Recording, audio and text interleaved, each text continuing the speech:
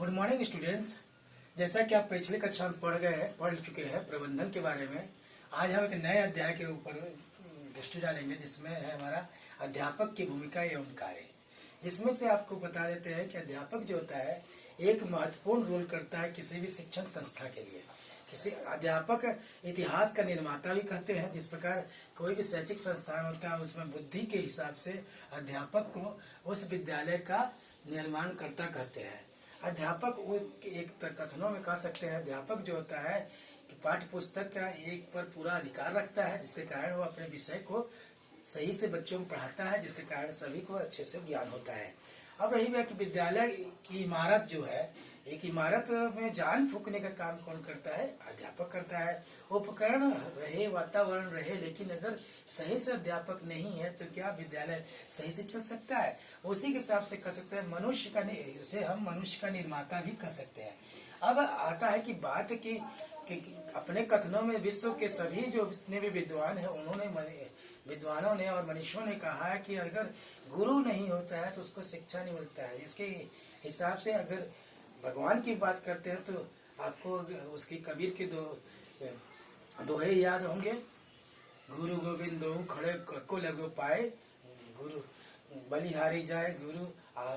भगवान को बोलते हैं कि आपने गुरु को दिखा दिया है। जैसे ईश्वर कहते हैं कि मुझसे पहले क्या है, किसकी पूजा की जाए? गुरु की पूजा की है।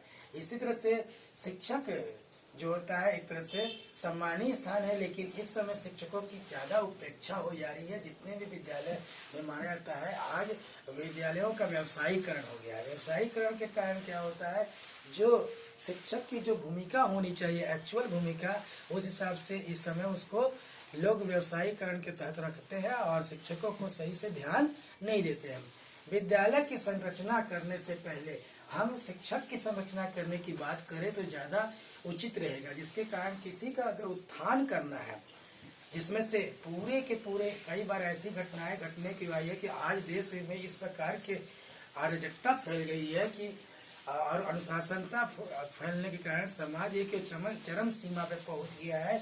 समाज के लोग अत्यंत व्यक्तियों के ऊपर डिपेंडेंट हो गए हैं, जिसके कारण वह विद्यालयों में जो पढ़ने से ज्यादा वो कहते हैं कि विद्यालय की शिक्षा जो है व्यर्थ है, इससे अच्छा कोई बिजनेस कर लिया जाए। लेकिन शिक्षा के द्वारा ही हम अपने नागरिकों के मूलभूत कार्य को बता सकते हैं कि और वास्तविक में शिक्षा ही से ही आदमी अपने आप को पहचान पाता है कि वाकई में उसका कार्य क्या है। अन्यथा वह एक तरह से जड़ बुद्धि की तरह से होता है। जिस प्रकार जानवर होते हैं और जानवरों को जानते हैं, जिस तरफ हाथ दिया जाता है उस तरफ चले जाते हैं, उनकी अपनी कोई सोच और परख नहीं होती है। इससे यह स्पष्ट होता है कि अगर किसी भी समाज को सुचारू रूप से चलाना चाहिए तो इसके लिए हमको शिक्षकों के स्तर को भी उठाना पड़ेगा। और शिक्षकों के स्तर को उठाने के लिए हमें क्या करना पड़ेगा, पहले हम शिक्षक की भूमिका को समझना पड़ेगा कि आखिर शिक्षक की वास्तविक भूमिका क्या है। किसी भी चीज के लिए, इतिहास के निर्माण के लिए भी हम लोग शिक्षकों का बहुत बड़ा योगदान समझते हैं। जैसे कि आप लोग समझते होंगे कि कई बार क्रांतियों के लिए भी शिक्षकों ने अपने यानी उद्घोष दिए और ऐसे ऐसे वचनों का निर्माण किया जिसके कारण कई परिवर्तन हुआ। आज जो है जनरली हम सिंपल जो है शिक्षक के जो है गुण को समझने की कोशिश करेंगे, जिसमें से सबसे बात है कि जो शिक्षक होना चाहिए उसे अपने विषय का वस्तु का जो होता है उस विषय का पूरा अधिकार होना चाहिए। पदार्थ संबंधी जितने भी यानी शैक्षणिक संबंधी पदार्थ है जिसमें जो इस्तेमाल किया जाता है उसका सही से सदुपयोग करने का आना चाहिए कि वाकई में उसका कब का प्रयोग किया जाए। उसको प्रयोगवादी होना चाहिए, यथार्थ में उसको जीना चाहिए और कोई भी चीजों को प्रयोगात्मक विधि के द्वारा समझाना चाहिए कि ऐसा ना हो कि केवल किताबी कीड़ा होना चाहिए। और उसको हर एक चीज का एक पर्याय होना चाहिए जिससे कि वो सरलीकरण से किसी चीज को समझा सके। हो ऐसा कोई भी चीज को नहीं होना चाहिए कि इसके कारण कोई भी कठिन शब्दों में फंस जाए। निष्पक्षवादी होना चाहिए। पहले चीज उसको पढ़ाते समय किसी से पक्षपात की भावना नहीं रखनी चाहिए कि कैसा वो आदमी होना चाहिए। और उसमें पहली जो है सबसे बड़ी पहली चीज जो होती है उच्च कोटि की शैक्षिक नीति होनी चाहिए, जिसमें कहते हैं उच्च कोटि की नैतिकता होनी चाहिए, यानी कि उसका मोरल एथिक इतना अच्छा होना चाहिए कि सभी बच्चों के बीच में उसके कार्य को सम्मान दृष्टि से है। और सबसे बात है उसमें प्रासंगिक प्रेम होना चाहिए बच्चों में, यानी कि भेदभाव की भावना को खत्म करना चाहिए। ऐसा होना चाहिए छात्रों में, उसको सुधार करने के लिए सलाहकार का मित्र की मित्रवत भावना भी होना चाहिए।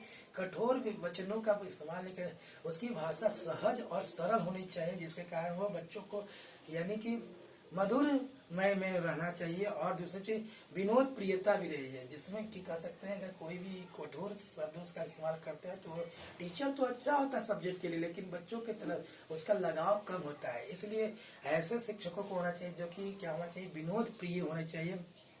और दूसरी चीज होती है आदर्शवादिता होनी चाहिए, उसके अंदर एक आइडियल होनी चाहिए कि कैसे वह बच्चों में एक छाप छोड़ जाए कि कैसा बच्चा हो कि उसको आदर्श मान सके। और दूसरी चीज मानसिक संतुलन होना चाहिए। कई बार क्या होता है, शिक्षक पढ़ाते पढ़ाते अपने आवेग में कुछ ऐसे शब्दों का, दुर्वचनों का इस्तेमाल करते हैं जो कि उनके सभी किए कराए कह सकते हैं उनके शिक्षा पर यानी कि दिक्कत कर देते हैं।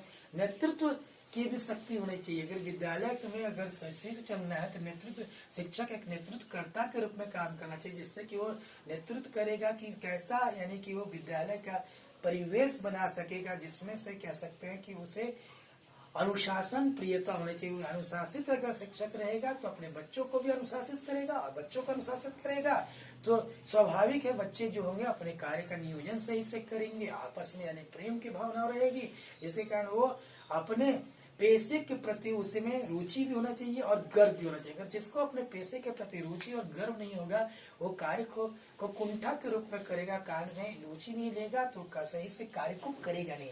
इसलिए जो मेन शिक्षक का महत्व होता है, शिक्षक कह सकते हैं या अध्यापक का जो मन होता है, अध्यापक इतिहास का वास्तविक निर्माता है। इतिहास में हम किसको कह सकते हैं, जो भविष्य का इतिहास कौन है, बच्चे हैं। बच्चों का निर्माण करने के लिए, सब बुद्धि देने के लिए शिक्षक के गुण भी अच्छे होने चाहिए, जिससे कि वो शिक्षक को क्या हो, शिक्षकों का सम्मान करे और शिक्षक के बताए हुए कार्यों को अपने अनुसार निष्पादित करे, और जिसके कारण महत्वपूर्ण जितने भी कार्य होंगे वो सही रूप से कर सकते हैं। जो जिस प्रकार आज हम लोग अध्यापक की भूमिका पढ़ रहे हैं, कल हम लोग अध्यापक के आवश्यक गुण को पढ़ेंगे। धन्यवाद।